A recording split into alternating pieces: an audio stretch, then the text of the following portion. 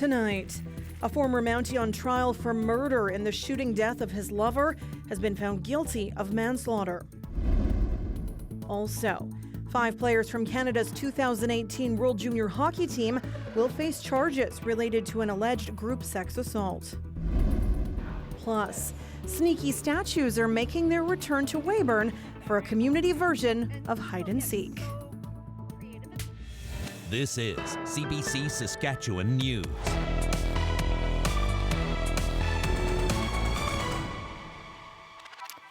It is Thursday, January 25th, and the CBC Saskatchewan News starts right now. Good evening and thanks for watching. A former Mountie is going to jail for his role in the death of a 26-year-old Prince Albert man. The Crown argued Bernie Herman deliberately lured his younger lover to a wooded area to kill him. But in the end, the judge didn't believe the murder was planned. Dan Zakreski has the details. Given what he was facing, this is a win for Bernie Herman. A judge here in Prince Albert convicted the former RCMP officer of manslaughter in the shooting death of his lover, Braden Herman, in 2021. Now, Bernie Herman was charged with first-degree murder, but now, instead of an automatic life sentence, he potentially faces years behind bars, not decades. The judge said he couldn't convict Herman of first-degree murder because he wasn't convinced the shooting was planned. Although the elements were there for a second-degree murder conviction, the judge says he had reasonable doubts about whether Bernie Herman was provoked. And reasonable doubt is what led to the manslaughter conviction. Supporters of the victim's family left the courtroom swearing and in tears. Neither the Crown or defense wanted to talk because they still have to make sentencing arguments. Dan Zakreski, CBC News, Prince Albert. Those attending the inquest into the mass stabbings at Smith Cree Nation and Village of Weldon heard graphic testimony today about how each person died. Things that might be hard for some of you to hear. The CBC's Jason Warwick joins us now from Melfort. Jason, what can you tell us about today? Today, Sam, we heard from a forensic pathologist who examined and gave testimony about the autopsies that he conducted on the first 6 people. We'll be hearing about more of the victims tomorrow. But for those first 6 people, he talked about the very, very graphic, very medical, clinical details of their actual deaths, the number of times that they were stabbed, the locations, the depths, all of these really, really graphic details that were very, very difficult for the families to hear, and they did warn everyone in advance of that. The coroner said that there would be extra breaks in the morning, which there were, because he believed that the families and the community and the jury needed breaks from this incredibly difficult testimony. While they were giving this graphic, detailed testimony, the couple of dozen James Smith family members and community members who decided they were okay to attend, they sat in the audience, and it was clear that they were very emotional. And while they were testifying, these emotional support workers, these mental health support workers that have been brought in for this inquest, they're wearing these white, very clearly distinguished vests. They came and sat with these people and would put an arm on their shoulders, or pat them on the back gently, or offer them a tissue, or if they were overwhelmed, they would guide them outside to a private room where they could hear a summary later of the testimony. So again, a very difficult testimony, and we do not want to give too many graphic details, but to summarize, the forensic pathologist said that most of the people, in fact, all of the people that we heard about today, likely died within 10 minutes of getting wounded, and in some cases it could have been just seconds. And that's could be a key question that some families had been wondering. They had been wondering the timing of the assistance that arrived. Could it have been done faster? Would it have made a difference? And the pathologist said that most of these people actually died quite rapidly, Sam. That's some tough stuff to hear. Jason, what are we expecting tomorrow?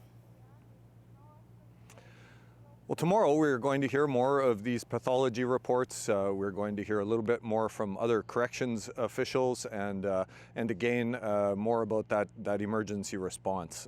And so wide range of testimony expected. And then next week, they're into the final few witnesses. After that occurs, which could be midweek, the jury will begin its deliberations and it will be asked to come up with recommendations for ways to prevent these things from happening in the future, Sam. Thanks so much for this, Jason. You're welcome. The CBC's Jason Warwick in Milford tonight. The hockey world is reeling after a series of recent developments. First, multiple NHL teams announced that some players were leaving indefinitely. Then, reports 5 former World Juniors players were told to surrender themselves to police in Ontario to face sexual assault charges. Karen Pauls has more. A proud moment when Canada won the 2018 World Junior Championships.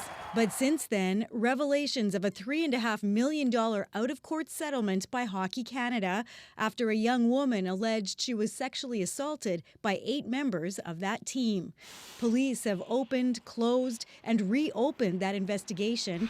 And now, the Globe and Mail is reporting that 5 players have been asked to surrender themselves to face sexual assault charges. CBC News has not independently verified the report. These are individuals who they know who they are, and the warrant's not going to go away. They're going to be arrested. Either they can walk into the police station and do that, or ultimately the police will come and find them. This former assistant Crown prosecutor, now a defense lawyer, is not connected to this case. And they'll be read their rights to counsel, given their caution, allowed the opportunity to speak with a lawyer, and then I would imagine released with a court date and some conditions at that point in time. 5 members of the 2018 World Junior team have taken leaves of absence from their professional teams in the last week, but no evidence has been made public linking them to any of the allegations, and the teams aren't saying much. We will respond appropriately when the outcomes of the investigations are made public.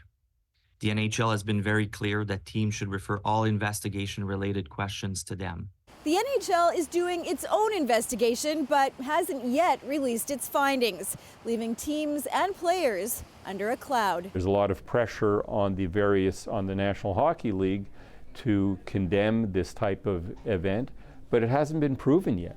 And to a certain degree, they've been condemned. They are not playing hockey and won't be playing hockey until this case is resolved, and unless it's resolved in their favor. And that could be years. Karen Pauls, CBC News, Winnipeg. Starting next month, the minimum age for buying tobacco and vape products is going up in Saskatchewan. Starting February 1st, the minimum age increases from 18 to 19 years old. It goes back to legislation passed last October. It will bring the age to buy tobacco and vaping products in line with the same rules as alcohol and cannabis in Saskatchewan. Retailers are expected to update signage to reflect the change. What a picture-perfect day in the Queen City. Thanks to an overcast sky for most of the day, trees out there still look just as frosty this hour. Those who love the snow and frost, though, they might cling to these images. Ethan will explain why in his forecast after the break. Stay with me.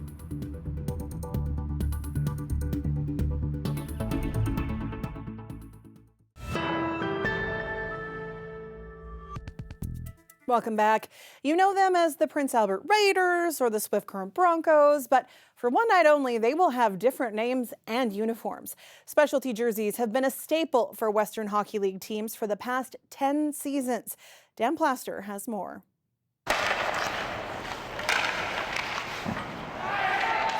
It's just a regular practice on a normal day for the Prince Albert Raiders. But on January 26th at the Art Hauser Center, there will be nothing normal about the Western Hockey League club. For one night only, the Prince Albert Raiders will be called the Prince Albert Cobra Chickens. You know what? I got to give some credit to I'll say Swift Current first. They kind of broke through with their Slew Sharks jersey last year and then repeated again this year. The Saskatoon Blades have changed their brand to become the Saskatoon Bananas. You see it out of Brandon. They became the Wheat City Walleye. Specialty jerseys are nothing new in the Western Hockey League. They've dotted the hockey landscape for the past 20 years. Now, jerseys are an important part of a hockey team's marketing and fan engagement plans. And depending on the night, you never know what you're going to see on the ice. We've got a few different for sure. We've got our home and away, and this year we've got a third, our Ruby Red 40th season, 40th anniversary. And then, of course, we as a team are allowed 3 sort of alternate theme jerseys to wear one time throughout the season. We've got our 3. This year, Hockey Fights Cancer, which we did in November. We also did a military appreciation jersey, and then we have our Hall of Fame jersey. And those are our 3 sort of theme jerseys that we pick to do every year. And then through the league's got a couple of league-wide sort of initiative ones. Nothing is as Canadian as a hockey jersey. And WHL teams use their specialty jerseys for many different ways. Maybe raise money for charity, fan engagement, helping the team raise some money, or just having some plain old fun. Take, for example, the Swift Current Broncos. For just one night, they changed their name from the Broncos to the Slough Sharks. And that name change was a financial windfall. We did it completely, I think maybe the first time in the Western Hockey League that a team completely rebranded themselves. We brought it back for the second time this season, and I think we sold over $30,000 worth of merchandise and jerseys. Different names, different jerseys. A hockey fan will never know what they might see from night to night. Now, some old-time hockey people would look down on this sort of thing, but as the battle for consumer dollars increases, the more important these jerseys are. Yeah, I think it's just it's important for us to keep engaged with our fans, do something different. We don't want to get stale every night and the same old thing. As a community-owned team, and we do our best to try to give back to the community as much as possible. Putting these theme nights and these jerseys together, a night to celebrate others and honor some different groups and individuals and things like that, and then couple that with a fun night on the ice. So whether you are a Raider, Cobra Chicken, Bronco, or Slough Shark, jersey nights are just a little splash of fun during a very long hockey season. Dan Plaster, CBC News, Regina. The weather update is brought to you by Capital GMC Buick Cadillac. Level Up Your Ride event is on now.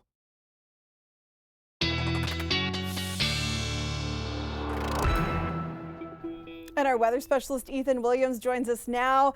He's outside, it's still light. Any signs of real Cobra chickens, I must ask?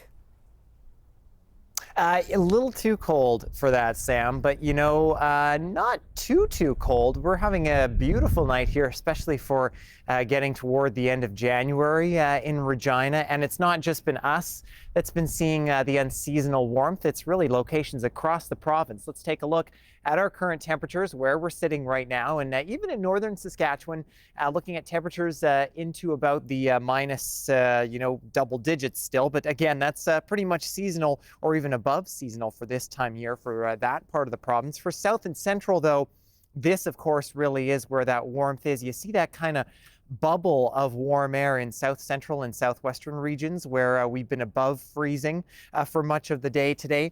And it's because of this area of low pressure that you see in our satellite and radar here, which is warming things up just to the north of Swift Current is where the center of that is. And it's also where we're seeing some clearing skies in behind that. And through the evening anyway, we'll be seeing those clear skies move across south and central Saskatchewan. As we head into the overnight hours, though, and that low pressure starts to move out, we'll see a bit of cloud cover and maybe even a little bit of fog moving in through especially southern Saskatchewan, where we've seen that clearing. Getting into tomorrow, though, looks like we could see those clouds clear away for locations including Regina and Saskatoon as we get into the afternoon. And then a little bit of cloud building back in again as we head through Saturday. And as we get into Sunday, that's when our next system starts to impact, again, mostly northern Saskatchewan, but temperatures warm enough, especially kind of aloft, that we could see that falling as rain or maybe even a little bit of some freezing rain.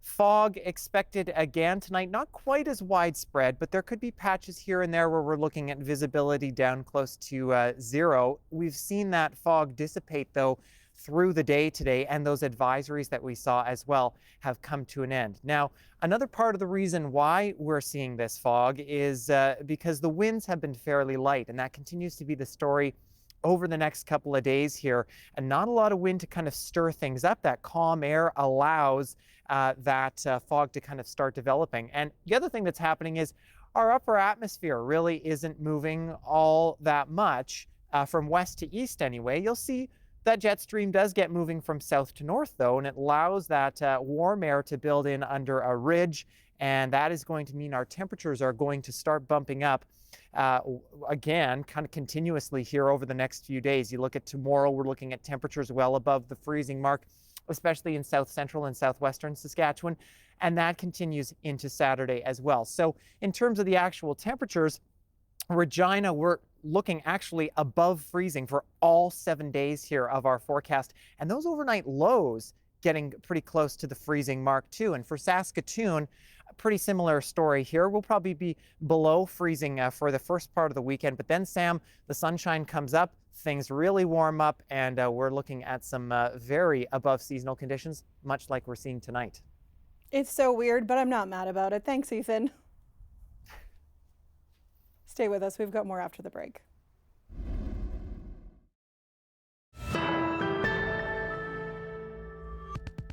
A new report detailing what's needed to search a Manitoba landfill for the bodies of 2 First Nations women has been sent to all 3 levels of government. Alana Cole reports. No more delays. That was the message from Assembly of Manitoba Chiefs Grand Chief Kathy Merrick at a news conference this afternoon. There, with family members of Morgan Harris and Mercedes Myron, Merrick said they've completed a new report, a further study into what is needed to search the Prairie Green landfill for the remains of the 2 women. And now they want funding to get started, and they want the province to move quickly on the permits they need. There's no room for compromise here. We insist on a meeting involving all 3 levels of government, and we won't accept anything less. More than a year ago, police announced Jeremy Skipicki had been charged with first-degree murder in the deaths of Myron Harris and an unknown woman given the name Buffalo Woman. He'd already been charged for Rebecca Contois' death. Some of her remains were found at the Brady Road landfill. Police have said they believe Myron and Harris's bodies are in the Prairie Green landfill north of Winnipeg. Today, Donna Bartlett, the grandmother of Myron, says she just wants to bring her home. Her children are hurting to this day because they know their mom's not at the gravesite we have for her. That is my main purpose. Please get the landfill searched. This is the second study detailing what will go into a search. Last year, a feasibility study looked at how a search could be done safely. Today, ISM Mascot, the organization hired as technical experts, says it could take 6 months to hire staff, buy equipment, and build a facility. And there's no way to know exactly how long a search would take. And the search could be completed quite quickly, or it could take out to 1 or 3 years. The initial feasibility study estimates the cost between $84 million and $184 million. Morgan Harris's cousin Melissa Robinson says that shouldn't be a factor. If it was your loved one, would you want a dollar amount on it? No, you'd want them, right? You'd want their remains, you'd want to be able to bury them and lay them to rest properly. Today, Robinson also made a point to call on Mayor Scott Gillingham to help with the efforts. She wants the city to donate land for the facility needed to conduct a search. AMC says they aren't sharing this new report publicly. Alana Cole, CBC News, Winnipeg. In a statement late this afternoon, a spokesperson for Winnipeg's mayor said he's asked the public service to review what land might be available for an off-site search facility. The province has said it's reviewing the AMC's report and reiterated its commitment to search the landfill. For the first time in Canada, a person with epilepsy has been implanted with an electronic device designed to help control seizures. It happened at Sick Kids Hospital in Toronto. Greg Ross reports. For the majority of people living with epilepsy, seizures are controlled by medication. Dr. Elizabeth Donner is the head of the Division of Neurology at Sick Kids Hospital. She says about 30% of people living with epilepsy are not responsive to drug treatment. For those people, epilepsy can be very disabling. Back in August, the comprehensive epilepsy program at Sick Kids treated an 18-year-old patient who was non-responsive to medication with a surgery that has not yet been approved by Health Canada. It involves implanting a responsive neurostimulator in the patient's brain. RNS has been approved in the U.S. for some time, and there are quite a few centers that are implanting RNS devices into people with epilepsy living in the U.S. They were able to get approval from Health Canada to use this treatment. Dr. Donner says the RNS device detects brain rhythms in the area where the seizures are coming from. When that part of the brain has a seizure or has the pre-seizure rhythms that we know will lead to a seizure, the tiny computer will detect that and deliver a stimulus to stop the seizure from occurring. She says that patient who received RNS treatment in August is seeing improvement 6 months later. Over time, what we expect to see is a reduction in his seizures. So the pre-seizure rhythms will exist in the brain, the RNS device will deliver a stimulus, and the seizures will not occur. Earlier this month, the team at Sick Kids performed the same surgery on a second patient after once again getting approval from Health Canada. Greg Ross, CBC News, Toronto.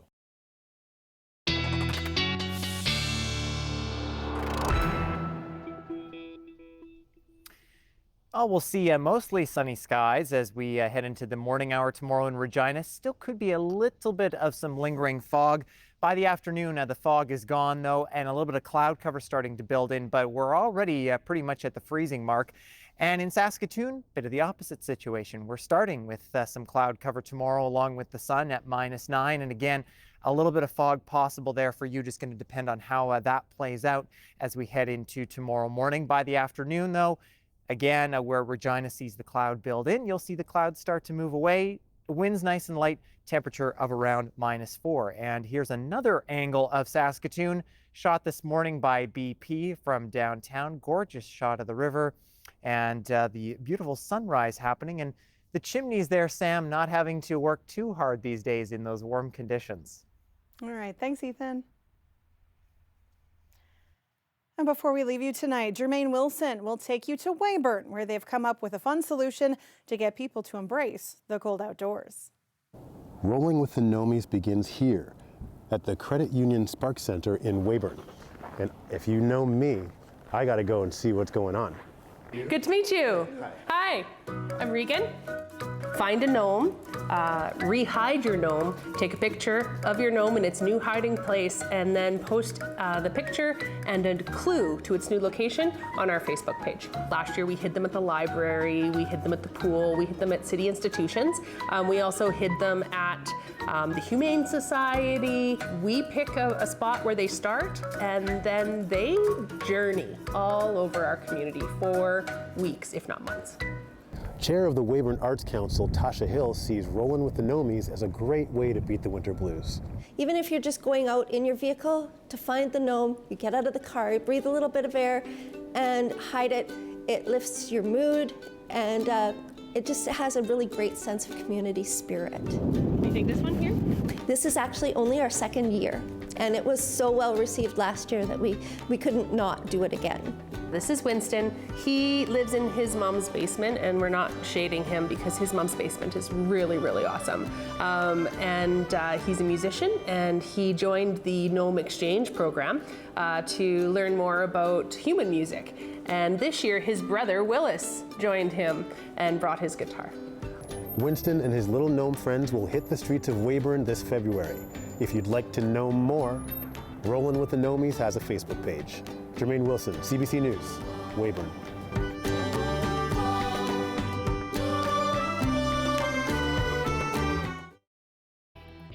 Well, that's adorable. That is it for us tonight. For news anytime, you can head to cbc.ca/Sask or /Saskatoon. Subscribe to CBC Saskatchewan's YouTube channel or download the CBC News app on your phone or tablet. Thank you so much for watching. Have a great night.